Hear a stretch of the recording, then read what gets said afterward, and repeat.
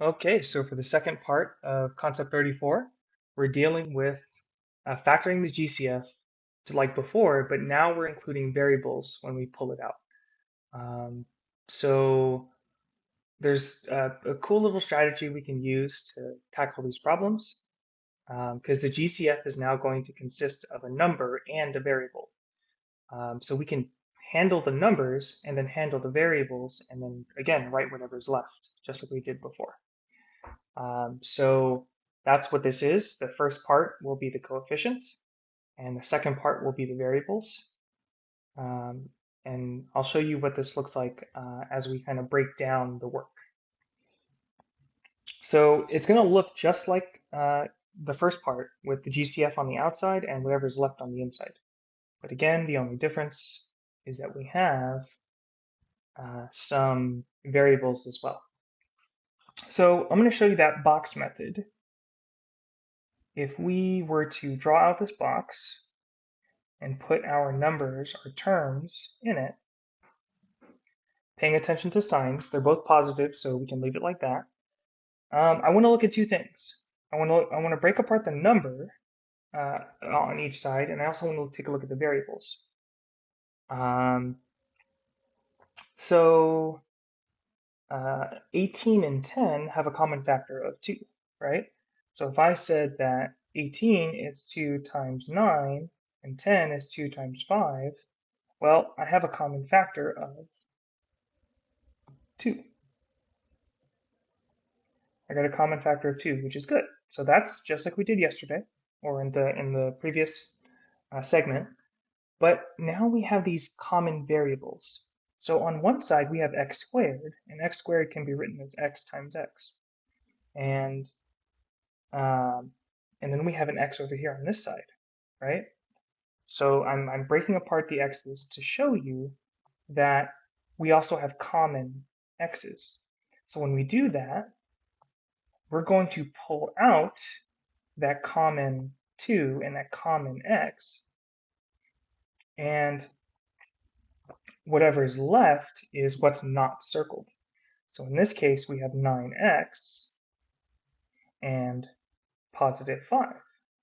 So when I go to factor this, my answer becomes 2x on the outside, which is my greatest common factor, and 9x plus 5. So, like I said, little difference, except like virtually identical to yesterday, except now we have a common x. Let's take a look at another example. Um, so if we put the terms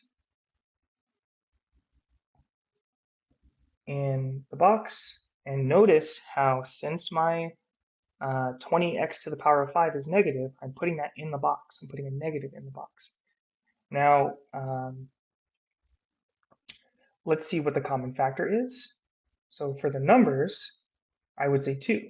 2 times 3 is 6, and 2 times negative 10 is negative 20.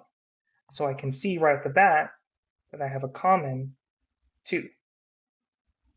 I have a common 2. Now, looking at the variables, there's a little trick that we can do that we learned back in quarter 2, where we can write exponents certain ways. So if you recall, whenever I have a number or a variable with an exponent times that same variable with another exponent, I can actually combine them by adding the exponents. So I keep the base the same and I just add them. So I would do 2 plus 3 to get 5. Now, that's helpful because if I have x to the power of 5, I can write it as x cubed times x squared. Now, that's really helpful for me because on the left side, I have an x cubed. So if I'm looking at common terms, I have an x cubed and an x cubed. So what that means is I can pull it out, just like I did in the previous problem. Now, the other way to think about it is that, like in the first box I have 3 x's, and the second box I have 5 x's. So the highest amount I have in common is 3. So I'm pulling those out, and I'm writing whatever's left over. So in this case, the 3 is left over here, and the negative 10x squared is left over on the right side. So my final answer would be 2x cubed times 3 minus 10x squared. Let's take a look at a few more examples. In this scenario, and like we saw in the last segment, we have 2 negative numbers, right? So I know that I can pull a negative number out for sure. So I'm going to make my box again. I'm going to put my 12x cubed in one box, and I'm going to put my negative 15x in the other box. And I'm going to start to look at what is common. So negative 12 is 3 times negative 4, and negative 15 is 3 times, sorry, let me back up.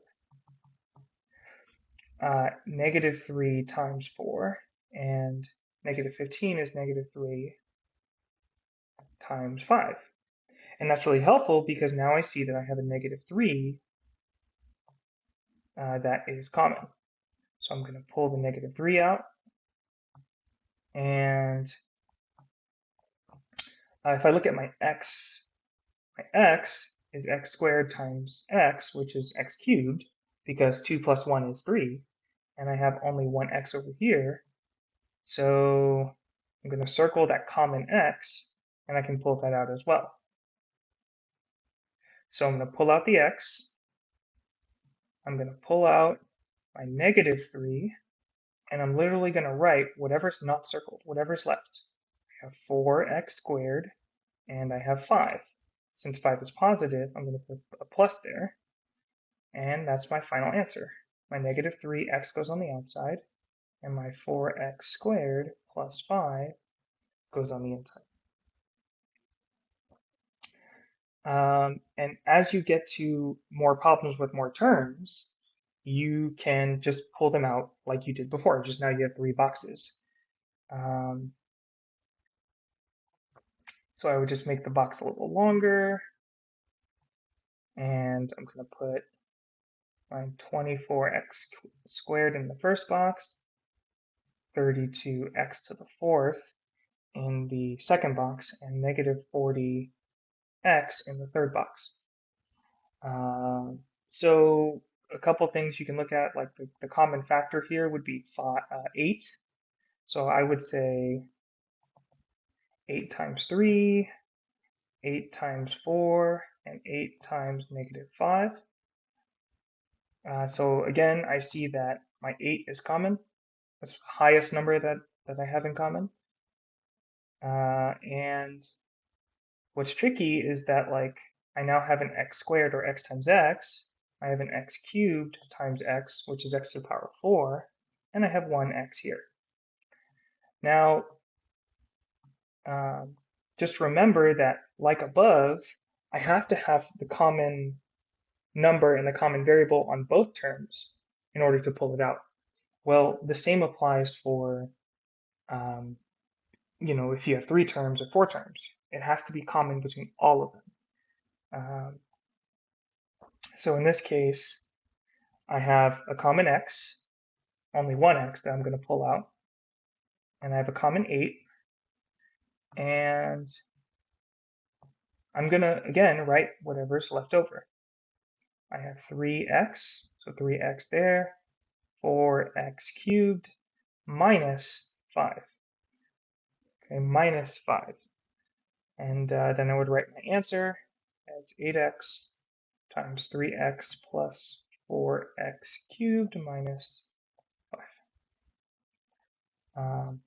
And number 5 would be the same deal, except you just pull out the 4 terms. You have 4 terms to factor. So very similar to, again, part 1, but except we have a variable that's coming out with it.